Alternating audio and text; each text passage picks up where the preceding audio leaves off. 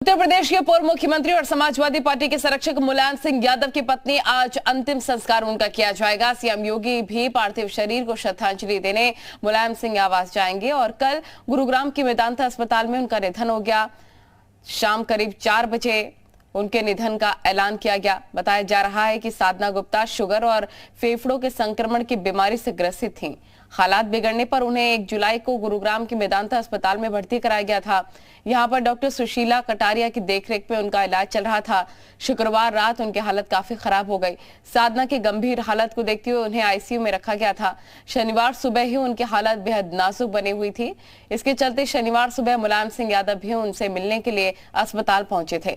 मुलायम सिंह सुबह करीब 11:30 बजे अस्पताल आए थे। उन्होंने अपनी पत्नी को देखा और डॉक्टरों से उनके स्वास्थ्य की जानकारी भी ली। इसके बाद वो अस्पताल से वापस लौट गए। दोपहर लगभग 4 बजे उनकी पत्नी का अस्पताल में निधन हो गया।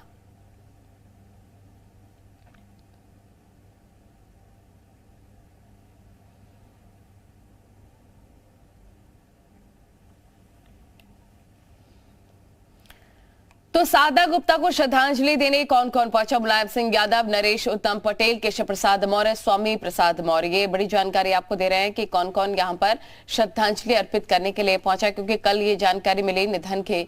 इसके बाद ये तस्वीरें देखे, साधना गुप्ता को श्रद्धांजलि देने के लिए कौन कौन पहुंचा है। मुलायम सिंह यादव, उनके पति, और नरेश उत्तम पटेल, केशव प्रसाद मौर्य, स्वामी प्रसाद मौर्य।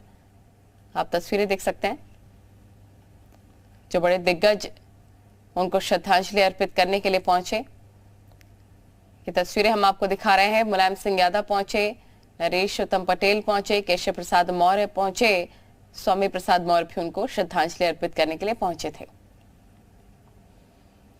तो मुलायम सिंह की पत्नी का निधन हो गया कल और आज अंतिम संस्कार होना है। श्रद्धांजलि अर्पित करने के लिए कौन कौन पहुंचा था, उनकी तस्वीरें हम आपको दिखा रहे हैं। और साथ ही ग्राफिक्स के माध्यम से देखे कि किसने क्या कुछ कहा है साधना गुप्ता के निधन पर, क्योंकि सीएम योगी ने भी दुख व्यक्त किया है। मेरी संवेदनाएं शोकाकुल परिजनों के साथ हैं। साधना गुप्ता के निधन का दुखद समाचार मिला। केशव प्रसाद मौर्य की तरफ से कहा गया, शोकाकुल परिजनों के साथ मेरी संवेदनाएं हैं। उनके द्वारा कहा गया। ब्रिजेश पाठक ने, डिप्टी सीएम ब्रिजेश पाठक ने भी दुख व्यक्त किया और उन्होंने कहा, मेरी संवेदनाएं शोकाकुल परिजनों के साथ हैं। साधना गुप्ता के निधन पर उन्होंने भी दुख व्यक्त किया है। और साथ ही हम आपको बता रहे हैं, ओम प्रकाश राजभर ने भी कहा कि दुख सहन करने की शक्ति ईश्वर प्रदान करे शोकाकुल परिवार को। ईश्वर दिवंगत आत्मा को श्रद्धांजलि अर्पित करने के लिए जो लोग पहुंचे थे, उन्होंने क्या कुछ कहा वो हम आपको दिखा रहे हैं। तो शुभम पांडे हमारे सहयोगी तमाम जानकारी के साथ हमारे साथ लाइव जुड़ गए, उन्हें का रुख कर लेते हैं। शुभम, मुलायम सिंह की पत्नी का आज अंतिम संस्कार होगा, कैसी तैयारियां? जी बिल्कुल, करीब रात में 1:25 के आसपास उनका शव उनके मुलायम सिंह यादव के आवास पर पहुंच चुका है और इस वक्त हम लोग मौजूद हैं मुलायम सिंह यादव के आवास पर।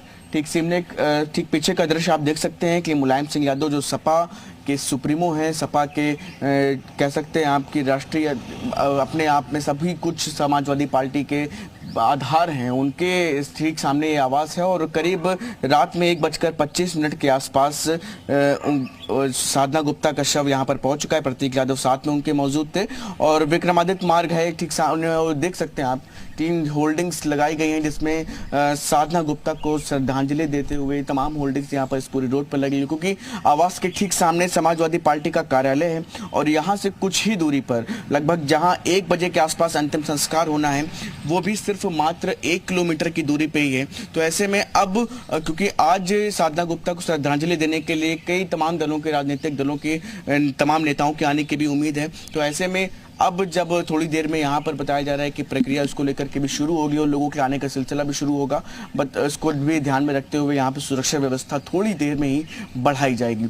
आप ये दृश्य देख सकते हैं, इस वक्त मुलायम सिंह यादव का आवास है और यहाँ पर बाहर से बैरिकेडिंग्स लगाई गई हैं, क्योंकि बहुत बड़ी संख्या में बताया जा रहा है कि समाजवादी पार्टी के तमाम कार्यकर्ता कल शाम से जुटना शुरू हो गए थे। तो ऐसे में अब जब चूंकि आज संस्कार होना है, दोपहर 1 बजे के आसपास तक के समय दिया गया है, चंद किलोमीटर की दूरी है, यहाँ से 1 किलोमीटर की दूरी है लगभग। यहाँ से पिपरा घाट है जहाँ पर संस्कार होना है, क्योंकि परिवार के सभी लोग सैफई और इटावा से भी तमाम लोग यहाँ पर इस वक्त आए हुए हैं। उनके भी परिवार के तमाम लोग हैं जो आज यहाँ पर मौजूद रहेंगे। तो ऐसे में तमाम चीज़ों को ध्यान में रखते हुए सुरक्षा व्यवस्था भी बढ़ेगी, कार्यकर्ता भी रहेंगे।